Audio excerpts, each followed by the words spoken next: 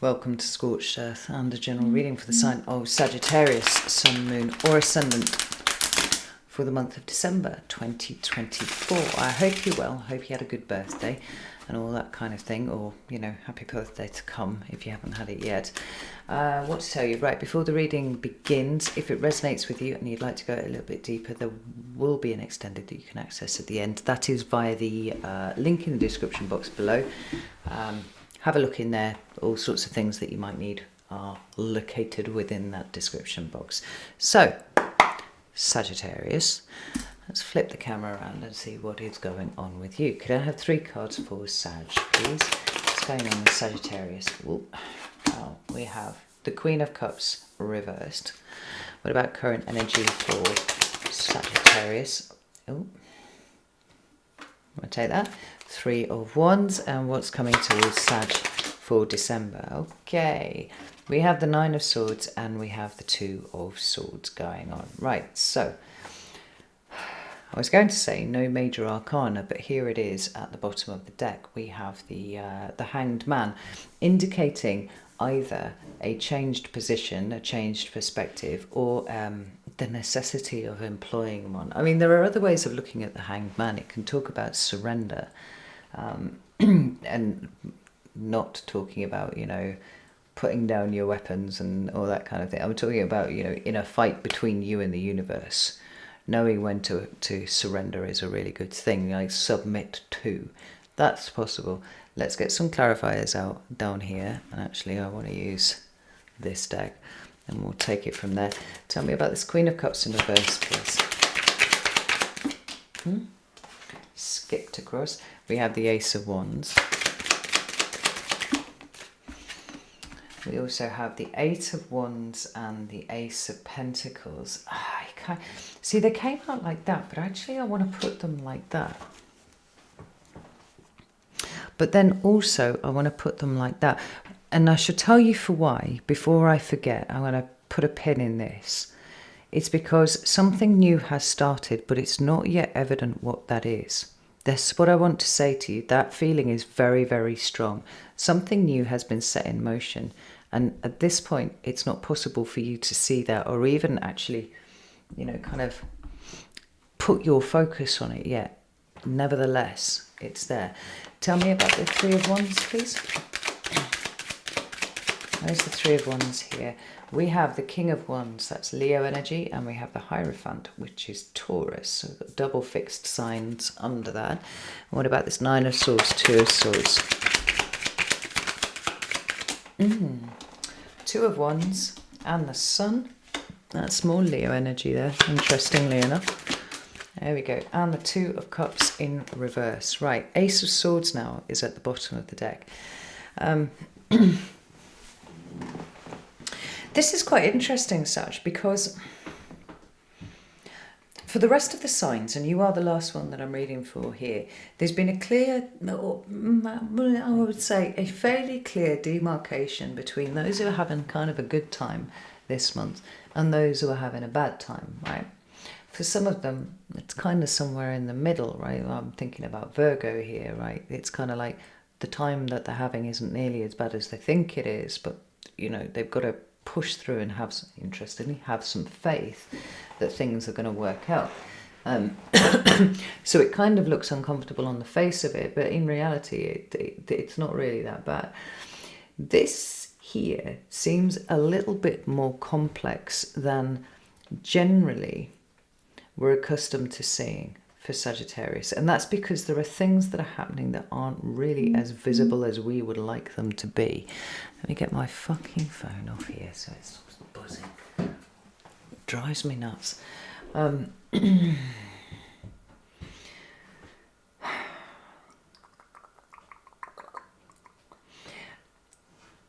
because of that, it seems like the month is a little bit more challenging than really we would like it to be.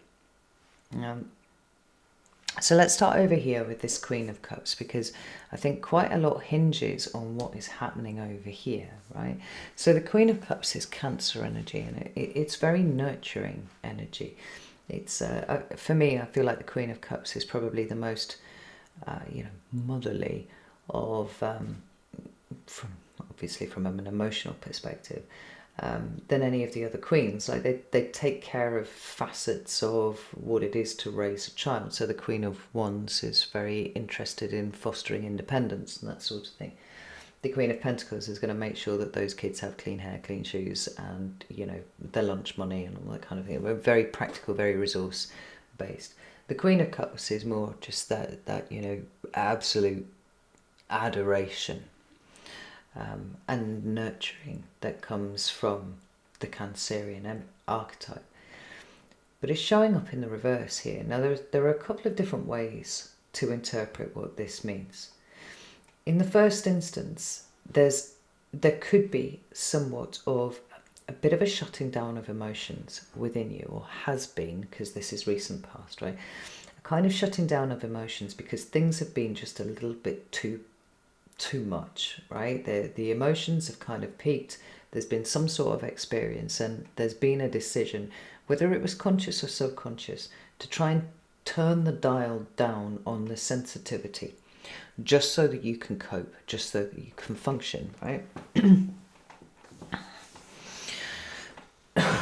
Excuse me. But the other way to think about the Queen of Cups is that she represents receptivity, right? So she is absolutely the epitome of the act of taking things into oneself. And again, this is not a natural Sagittarian state. Although you are highly sensitive and highly empathetic, you are an outward expressing sign, right? Fire does that, projects outwards. Try not to take too much in, because quite frankly, water will put you out. I had a boyfriend once who had 9 placements in Pisces. And I love Pisces, but 9 placements, no thank you. I felt like a smouldering ruin, and there's good reason for that.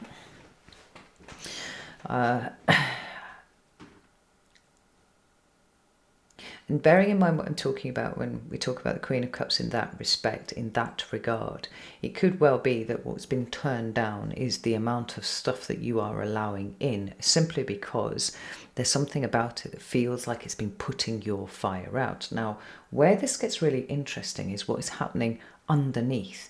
We have the Ace of Wands here, then we have the Eight of Wands, and we have the Ace of Pentacles. Now the Eight of Wands is a Sagittarius card, Mercury in Sagittarius, I do believe. And that talks about incoming messages, incoming communication. We can see it representing text messages, emails, that kind of thing, right? It's a very swift moving communication. But we can also see it, as those, I think Sagittarians have really good antennae for kind of tweaking for universal messages that come, universe issued messages, very guided by your intuition. Right, and so the Eight of Pentacles, the Eight of Wands can talk about that, right? Understanding the message as it's coming in. Now, it also talks about acceleration and amplification, the sense of things building in momentum. But the card is sitting on its side. So there are several things that we can take from that. The first is that you have not understood the message. Some sort of message came in, definitely, that kind of got you in the feels. And this is a message from the universe, I think, rather than something that's coming via email or text or whatever, right? Kind of got you in the feels, and you turned the sensitivity down so that you could cope. I feel like there was something that was missed in that moment. Now, what it is, I'm not entirely sure. I'm going to pull another couple of cards and we'll have a look at it. But then we have the upward, this upright Ace of Wands, which talks ostensibly about new creativity, new passion, all these kind of things, right? But it's about new actions, new modes of behavior, right? New ways of experiencing the world. The thing is, because you missed the message, and I do think that actually you were supposed to, you are not able to apply your attention to it. Or maybe you missed the message because you weren't paying attention to it, right? That would be quite uncharacteristic for you, Sagittarius, but not outside the bounds of probabilities. So, tell me about this Eight of Wands on its side, please. Knight of Pentacles, King of Wands, Ten of Wands. Virgo energy with the Knight of Pentacles, right? Talking about slow moving, methodical, and very consistent and disciplined, motivated. And then we've got the King of Wands, and they seem to be having a conversation, right? Maybe they're having a conversation over relative value of whatever it is that this Knight of Wands is holding, a Knight of Pentacles is holding here, which is, of course, the Ace. But instead, what we've got that it seems to me that you've been focusing on is the Ten of Wands. It is the struggle. It is how hard things are. And it's like something's being missed here, right? Something is not quite joining up the way that it was supposed to. And when we come into your current energy, we have the Three of Wands. And this is a pretty good card for Sagittarius because it's all about forward motion. It's about doing things, right? If we consider the Two of Wands to be a card that talks about crossroads energy and the need to make decisions and whatnot, and you notice that it's over here, then the Three of Wands generally is about the action that supports the decision that we have made, right? The way that we've decided we're going to travel is the way that we go. And in that way, it ends up being, for me, a low-level card of manifestation. Not low because it's not powerful, but low because it's not one of the big major arcana manifestation cards. It's actually putting the ball in your court and saying, well, if you want things, this is the way that these things have to happen. But then we have the King of Wands again under here, and we have now the Hierophant. Now, this is where I feel like it gets quite interesting, because obviously the King of Wands represents for me the sign of Leo, but in a reading where I'm reading for a fire sign, it could quite easily be your energy, right? So we could have you distracted on detail, we could have you distracted by small things, we could have you distracted by things that, you're negotiating over the value of something. But this seems to have led to a feeling of burden for you. Now, the King of Wands can quite equally be action. Just simply that, action, right? The actions that you take, the timing that you employ in striking at exactly the right time. But I don't think there's any accident. The King of Wands is showing up over here and he seems distracted. And then the King of Wands is showing up over here and again, he's seemingly distracted. Now, this is not something that the King of Wands does very often. In fact, it's only the way that they've shown up here together that makes it look like he's distracted. This one's actually writing in a book. Doesn't strike me as very King of Wands like behaviour, right? But the wand isn't even in the hand. We've got a level of distraction going on again. Now, I'm going to pull a couple of cards here. Tell me about this King of Wands. Ooh, Ten of Swords. And the Death card. And the Nine of Wands at the bottom of the deck. Now, Nine of Wands is Moon in Sagittarius. The Moon of Sagittarius is a beautiful placement, right? It's expansive, it's hopeful, it's quite Jupiterian, right? It wants to range, it wants to experience lots of things. Sometimes it's avoidant. Just sometimes, not all the time. Sometimes it's avoidant. And the interesting thing here for me is that we were talking about the Queen of Cups being the experience of somehow turning the sensitivity down because there's something that's been painful, something that's causing, real discomfort to you on an emotional level. And then we get the Ten of Wands, indicating that you are indeed in some sort of, a very difficult and burdened situation. But these are all showing up on top of something that you haven't noticed, something that you haven't seen. Now, again, current energy, we now have the Ten of Swords. I mean, this is often considered to be a rock bottom energy. And if you are feeling like that, I'm very sorry to hear it. And I hope that you recover swiftly. I mean, I'm inclined to think that you will. But I'm noticing a pattern that's starting to emerge here. Also, I just want to point this out, right? Ten of Wands down to the Nine of Wands. We've got the Ten of Swords over here and we're going down to the Nine of Swords. Right? There's some sort of peak experience that you seem to be having which is really kind of pushing your buttons and really feeling like it's pushing you towards the edge of something. That seems then to be kind of being pulled back a bit. Now, ideally, you would be being pulled back to this Eight of Wands. Like, what's the message? What did you miss? What did your attention skip over the top of? Because I don't think that you feel to me like you're in the position to be able to see it. I mean, even this Three of Wands here, look at that, right? The eye in the centre is closed. It is not like Sagittarians to miss stuff. I know, like I know tons of Sagittarians, and your heads are on a swivel all the time, right? What's that? What's that? What's this? Well, that's birthed one. Birthed two, actually. But it's closed. And the only thing that seems to be really present and truly visible are these tens, these very uncomfortable tens, where everything feels very burdensome, everything feels quite painful. Right. And we have the Death card. Right. It's not like Sag not to notice a change that is coming in, right? Whether that's something that's changing in front of you, or something that's kind of tweaking on the wind that is indicating to you that it is time to change, right? Normally Sagittarius is pretty good at noticing that and reacting at super fast speed to that. But at every point along the way here, distracted, distracted, distracted. Now, why this would be the case, I don't know. But it does make me feel like this kind of peak experience of the tens here is something that needs to be brought back a little bit, right? There's some objectivity that needs to be brought in, or at least a step back on the situation. To ask the question of, well, A, is it as bad as you think?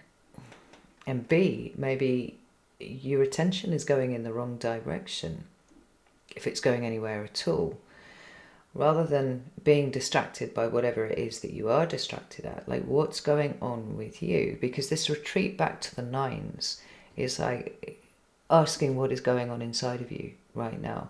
What are you afraid of? Why are you feeling hunted? Why are you feeling guarded? Why are you feeling like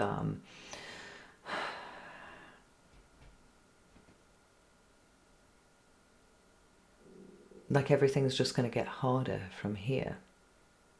You know, why do you think that there's something ended? I mean, some of you might actually have had some experiences of death recently, and you know, I hope not, you know, very close, you know, family members or friends or anything like that. I hope that that's not the case. Or maybe it might be something of a different type.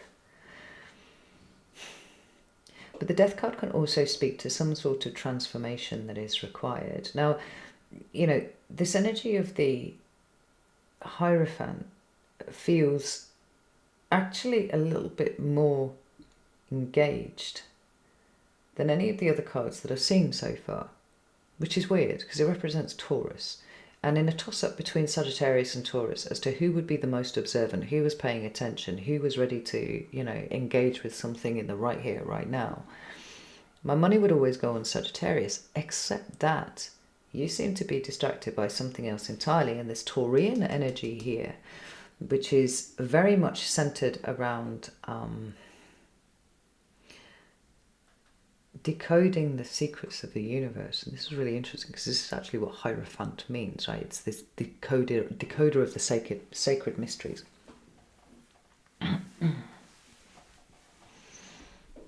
This Hierophant's out here chatting to the animals, talking to the animals, you know, in the presence of magic. That looks like a butterfly, but it's actually a funny little fairy thing.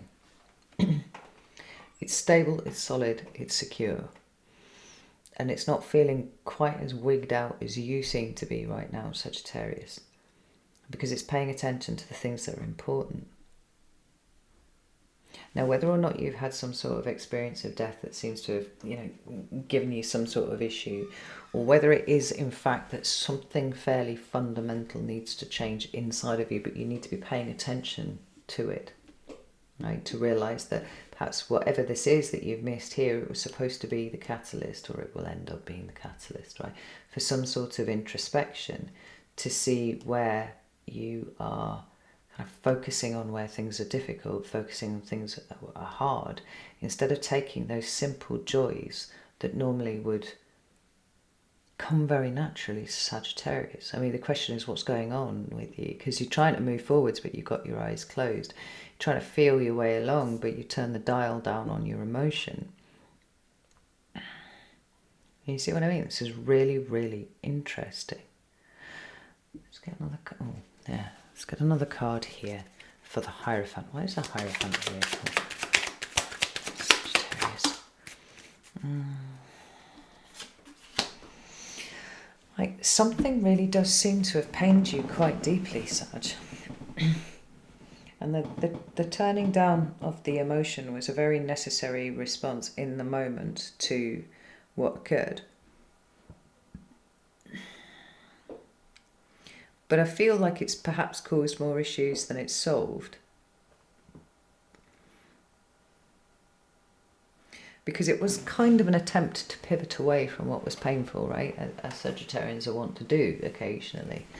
But I think this was one of those situations where you were supposed to really dig in and feel it.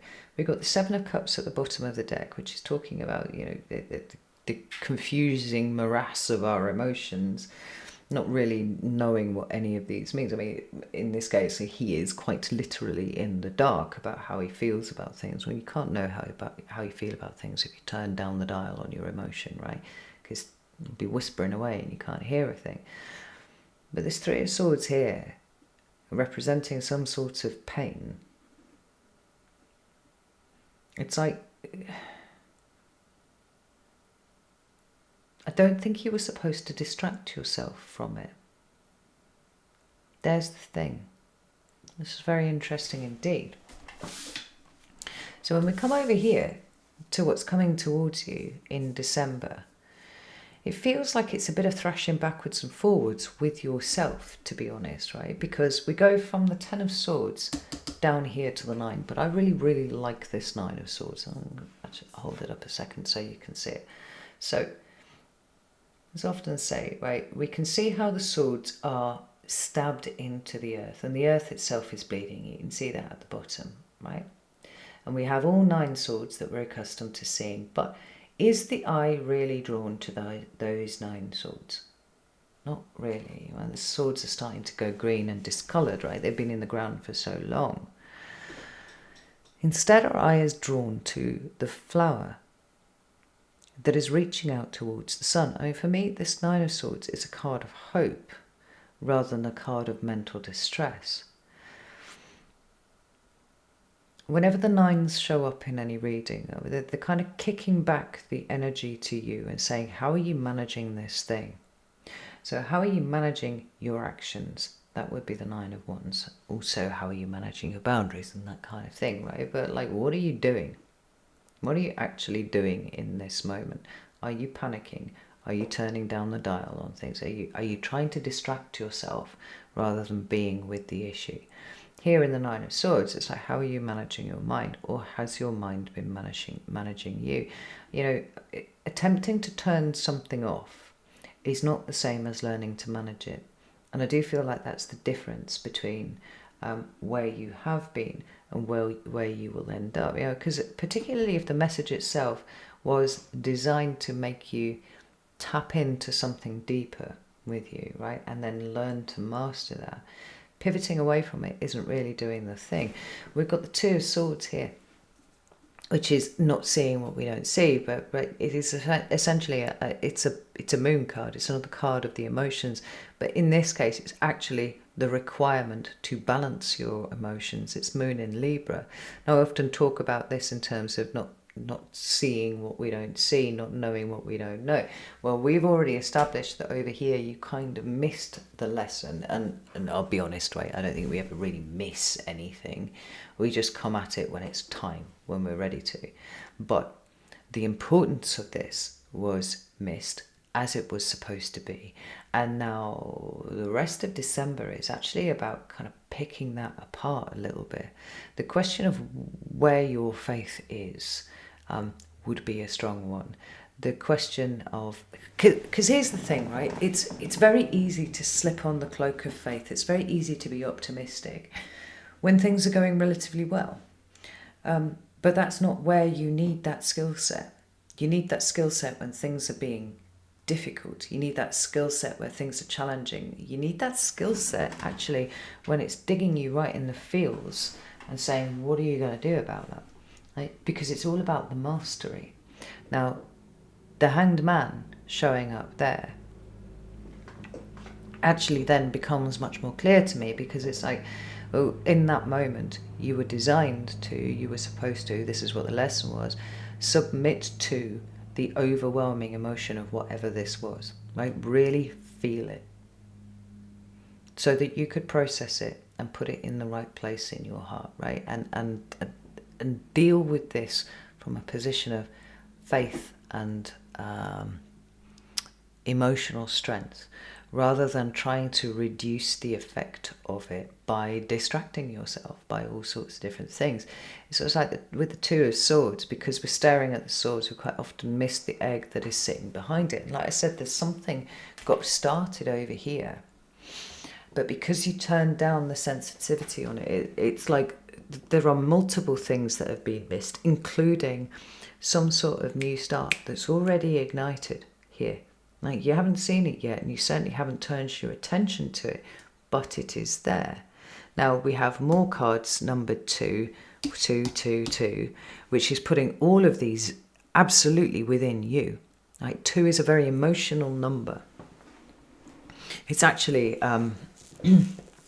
it's supposed to support you, right? Anything that is of the number 2 is supposed to be a supportive thing, because it's your emotional stuff in here, right? So you, being the soul that is currently occupying this ambulatory meat stack, right, is supported by emotional strength, emotional balance, emotional whatever. But quite often we find the cards number 2 kind of doing anything other than that. Like, they're kind of eroding things and breaking things down. I mean, this is a very internal month for most signs. In fact, every single one of them. I can't think of a single sign that isn't kind of turning inward this month. And we're in the yin part of the year. There's a certain amount of sense that is, from that, really. But we move from the Ace of Wands over here to the Two of Wands over here, but only at the point where these energies are really considered. I would posit only at the point where we kind of surrender to something and we are gaining truth and clarity as a result. Like, the Two of Cups in reverse is quite interesting, because that means shutting down on intimacy as well. It's not necessarily a card of partnership for me. It's about the experience of intimacy, and that's not a one-way process, right? That flows from you to someone else, and from someone else to you. And there's got to be a backwards and forwards reciprocity for that. If that's shut down, I wonder if that's directly related to the kind of turning the dial down on the emotional stuff. Tell me about the Two of Cups. Got the Strength card. I wonder if some of this is you trying desperately to cope with things on your own, Sagittarius, rather than leaning on those people who are here to help you. Got the Knight of Swords showing up sideways, Empress, Ten of Pentacles, Queen of Wands, Two of Pentacles. Yeah, I mean, like, this is an energy of somebody who's kind of all over the place. There's almost like a craving for things to be ordered, which is quite interesting for Sagittarius to be feeling like that, right? That for there to be some sort of structure going on that they can kind of rely on. And it's sort of missing the point. There's the missing 2, look. You've got all of the 2s. It's kind of missing the point that it's here. No, it hasn't gone anywhere. It's been here all along. Like, I don't feel like you're all going to be splitting up with people in December. That's not at all what this is. It's like recognizing that you can only receive messages from the universe, right? You can only really truly engage in your spiritual path and being open to that if you have the dial turned up the whole time. And the issue with that is there are going to be points where that is the experience. And there isn't really any way of getting around it. If you turn the dial down, you turn the dial down on everything.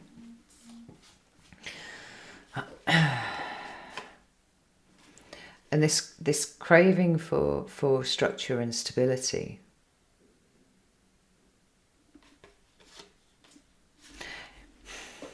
and the feeling sort of powerless, it's because you're not utilizing what is there for you, right? Try to sort of skip past it a little bit. This is a really, really interesting one, Sagittarius. Oh, look at that. I didn't even notice that. Temperance is at the bottom of the deck. Now, Temperance is a Sagittarian card. It talks about conquering adversity. It talks about emotional balance. It talks about being very grounded in oneself, right? Achieving one's equilibrium.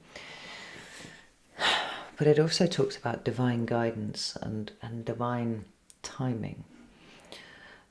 Lessons that are kind of we are divinely guided towards. Now, in this instance, like this one looks like it's kind of a little bit uncomfortable, but it feels like there's something highly redemptive at the end of it, because there's a certain kind of mastery that is being highlighted. I mean, the Hanged Man doesn't show up just because we've hung upside down for 5 minutes and then we've pulled ourselves back up. Like, the Hanged Man is a prolonged period of submission to things, right? Being passive and accepting of things in order that we can achieve a different point of view.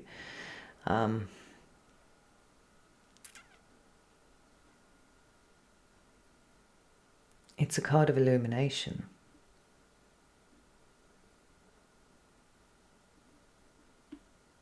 It's like, it doesn't matter how busy you make yourself.